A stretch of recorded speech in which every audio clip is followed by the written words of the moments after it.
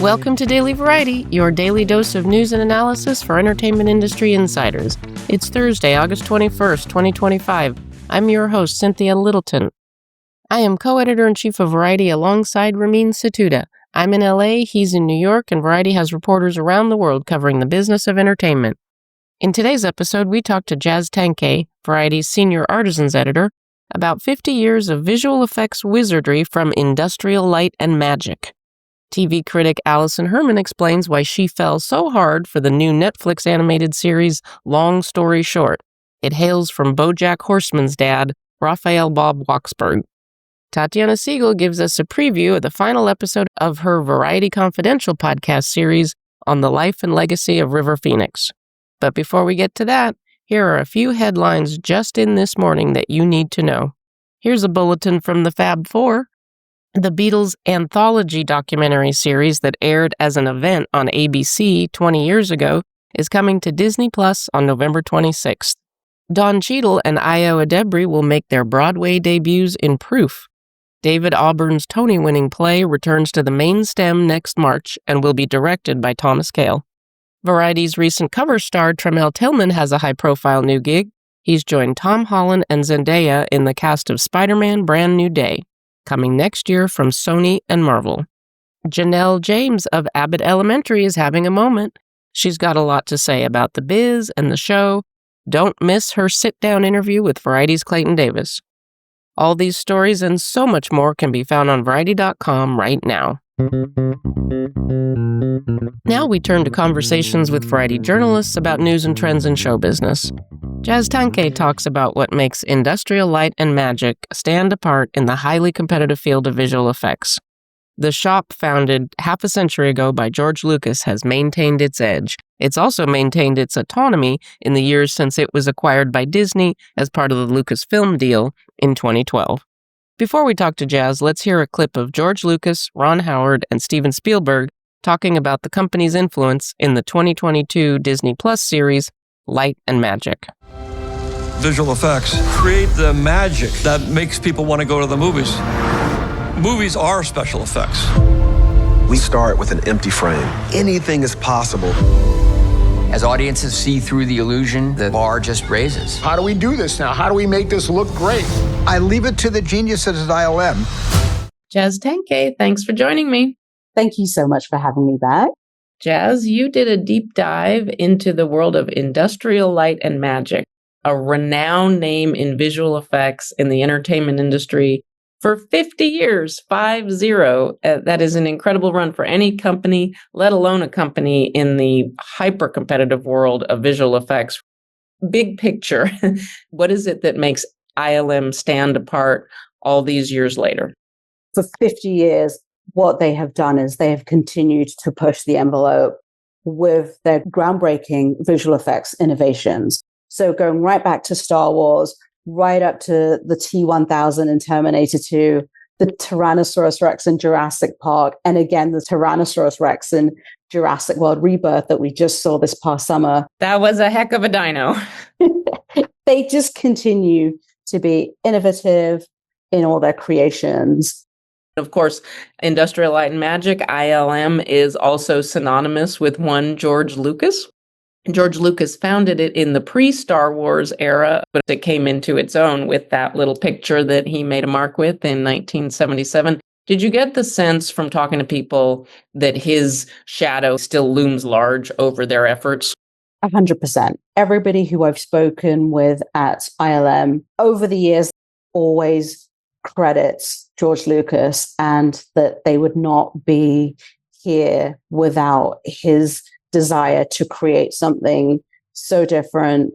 So 50 years later, it's hard to imagine a world without the visual effects that exist in Star Wars and beyond that. We all know the basic story, which was nobody bought his vision. He said, I'm going to do it myself in my Marin County studio. You could see him carving out the little miniatures of the Star Wars spaceships and all of that. As we've been talking here, I think the fact that ILM is not in Hollywood, it's in the realm of Silicon Valley. So all that tech is definitely in the ether. They're based up in the Marin County area, but they also have VFX artists all over the world. To your point, there is something there about them being so close to tech and wanting to be at the forefront of immersive technology as we move into that area. Is there anything that you came away with in terms of the company culture, what it's like to work for ILM? I think from Janet Lewin as the Senior Vice President, General Manager, and Head of ILM, right through to John Knoll, who's a Visual Effects Supervisor, there is so much passion for what they do that they stay there. They've been there 20 years, 30 years. They love what they do. And that is what I took away from Janet. I took that away from John. I take that away from the people, the sound people that I've worked with there.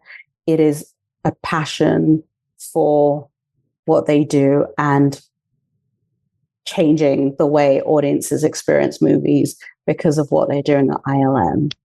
And let's not forget, of course, Pixar was an outgrowth of the nexus of Lucasfilm and ILM way back in the 80s before Steve Jobs bought it. The concentric circles of George Lucas are intense. What is the next frontier or the next big project they're tackling? They did ABBA Voyage, which is a holographic show in the UK. And they've also been working with bands at the Sphere and their 16K screen. So I think that's definitely their next move, moving into the immersive brand and being innovative with this new technology. Well, they've been wowing us for a half a century. Jazz, thank you so much for bringing us a glimpse of this world. Thank you for having me again, Cynthia. Now, TV critic Alison Herman joins to explain why she gave Netflix's new animated series, Long Story Short, the coveted Variety Critics' Pick seal of approval. Alison Herman, one of Variety's two terrific TV critics. Thanks for joining me. Thanks so much for having me. Alison, I couldn't help but notice that the new Netflix animated comedy, Long Story Short, got one of the coveted green circular Critics' Pick badges from your review. Tell me, what was it about this show that stood out to you? I should probably start by saying I was a huge fan of the creator's previous show. The creator is Raphael Bob Waxberg, and he's probably best known for creating BoJack Horseman, which was a very early success in the adult animated comedy space for Netflix. People who listen to this podcast will probably love the show because it's the most insidery Hollywood show that's ever existed. I've been missing that voice for a while, and Long Story Short is a different show. It is a much more grounded show about a Jewish family in the San Francisco Bay Area. But it also has that mix that BoJack so nailed of total silliness and absurdity and cleverness, but also this ability to just speak to really fundamental aspects of the human experience. And the way those two connect with each other means that it's very easy to get kind of blindsided. Your defenses are down, you're laughing, and then all of a sudden you're like, oh my God, how am I crying? And I really loved this show because it preserved that very delicate balance. As we know, the last couple of years have been horrendous when it comes to the resurgence of anti-Semitism. Does it get into hard stuff?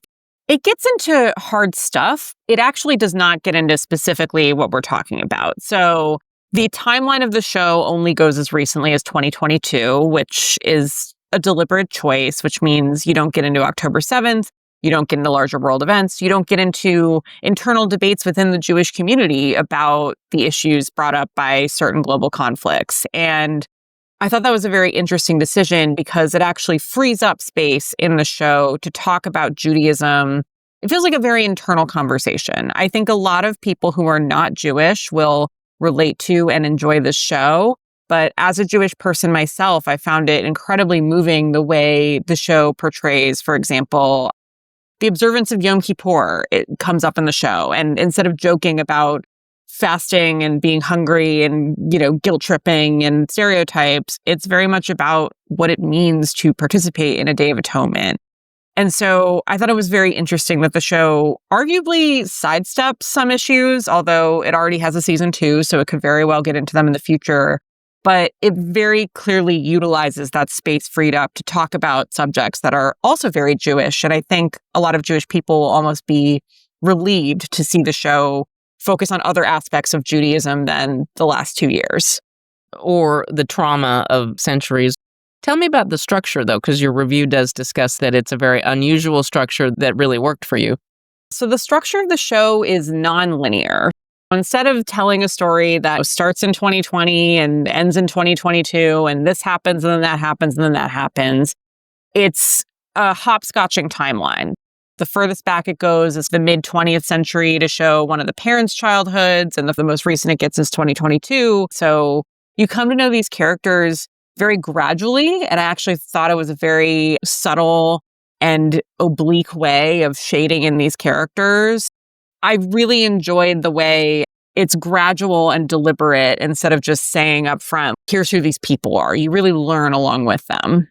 When you're watching it, do you get the sense that they are using animation of its best form here? The first and most obvious use of animation is that you can have the same voice actors who are all great. It's Lisa Edelstein plays the mother, and she's wonderful. Paul Reiser plays the father, and the kids are voiced by Ben Feldman, Abby Jacobson, and Max Greenfield.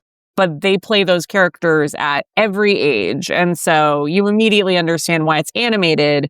They live in Mountain View, which is a real place. That's where Google is. And then slowly you start to understand what the rules of this universe are. And Raphael Bob Waxberg has this lovely, silly, pop culture reference-filled, pun-laden sense of humor. And you start to see him exercise that, and you start to see goofy things happen. And the show sort of slowly starts to teach you what kind of universe we're in and what things are possible within it over time, which is an approach I also really admired. And now I am very intrigued to watch it. And I was really encouraged to see that Netflix ordered a season 2 already. And I'm optimistic the show will get the same space to find its audience. Well, Alison, thank you for doing all the watching and telling us what's worth our time. You know, someone's got to do it. And now we'll get a preview of the final installment of Variety Confidential, The Life and Legacy of River Phoenix. My great colleague Tatiana Siegel did her homework in researching this series. We'll get her perspective on what made River Phoenix so special during his short life. But first, we'll hear a clip from Tatiana's interview with director Nancy Savoca. She worked with River on the 1991 coming-of-age drama, Dogfight. I think the fact that he was recognized so young was well-deserved because he came in so young and so aware of these characters. He had an ability to assess people and psychology and situations in a very empathetic way. He really did become them. Tatiana, I'm a big fan of the Variety Confidential podcast series that you produced on River Phoenix, The Life and Legacy. It's been so good. Episode 3 is out now. Episode 4 is coming out next week. Tatiana, give people a sense of what you're going to hear in these last 2 episodes. Sure. So it's a very sad story in that we had somebody who was the next Leonardo DiCaprio before Leonardo DiCaprio was Leonardo DiCaprio. This was the most interesting, Oscar nominated as a teenager guy whose career was like only going to go farther and farther and farther. And so episode 3, the title is Gone Too Soon. And we spoke with Samantha Mathis, who was his girlfriend at the time of his death and was with him at the Viper Room when he very sadly passed away. She really is able to, she rarely talks about River Phoenix. I think that hopefully she understood that we weren't just going for the salacious drug overdose death, that we were really trying to frame this podcast about what an incredible run he had in just a few years. His brother, Joaquin Phoenix, has gone on to this wonderful, huge career, Oscar winner. But let's not forget, River Phoenix was the James Dean of his generation. I remember River Phoenix's rise. I remember the night that he passed. What this podcast has done is really made him human. The emphasis is on the life. It's not on the trauma of his death. And you've got interviews with Corey Feldman, with below-the-line people that worked with him, people that he befriended. and you really track the moments in his life where he went into the substance abuse and the depression that would eventually take his life, but in bringing to life what made him such a standout actor, what made him earn an Oscar nomination before he was 20. That's the stuff that has long been lost. Well, great work, folks. Go listen to the first 3. Get ready for the final episode because it will be really heartbreaking, but it's credit to you that we have told the life of River Phoenix, much more so than the death. Folks, listen up. Thank you, Tatiana. Oh, thank you, Cynthia. And finally, here's an encore of a Daily Variety segment that first aired on July 17th. I keep getting questions about my sign-off phrase, sticks, nicks, hick, picks. That tongue twister is a famous example of the wacky variety headlines that once defined our beloved brand. Here's my explainer. The phrase I'm saying is sticks, nicks, hick, picks. This is a nod to Variety's history of running really, really irreverent and slangy headlines. Sticks, S-T-I-C-K-S, is a slang term for rural areas. Nix, N-I-X, means to reject. Hick, H-I-C-K, is a slang term for a rural resident. And Pix, P-I-X, is Variety's language for movies. Fun fact, the Sticks, Nicks, Hick, Picks headline ran 90 years ago today. It was the banner headline on our July 17th, 1935 edition. It was the lead story that explained why a series of big movies set in heartland areas had flopped with moviegoers in those exact areas. Basically, the story boils down to, don't pander to what you think the audience wants, just make good movies and they'll travel. It's a lesson Hollywood is still grappling with. As we close out today's episode, here are a few things on the horizon. Variety will be in heavy festival mode from next week through Labor Day. Venice, Telluride, Toronto will produce dedicated print dailies and digital dailies for Venice and Toronto. All of these issues will be available for perusing on Variety.com. After Labor Day, we'll be cruising into the Creative Arts Emmy Awards on September 6th and 7th, and some of us in LA are going to see Oasis at the Rose Bowl that weekend. Daily Variety will take next week off. We'll be back with a new episode on September 2nd. We greatly, greatly appreciate all of the listener feedback flowing in on this show. Please keep it coming. Thanks for listening. This episode was written and reported by me, Cynthia Littleton, with contributions from Jazz Tangcay, Alison Herman, and Tatiana Siegel. It was edited by Aaron Greenwald. Sticks, Nick, Hick, Picks. Please leave us a review at the podcast platform of your choice, and please tune back in on September 2nd for another episode of Daily Variety.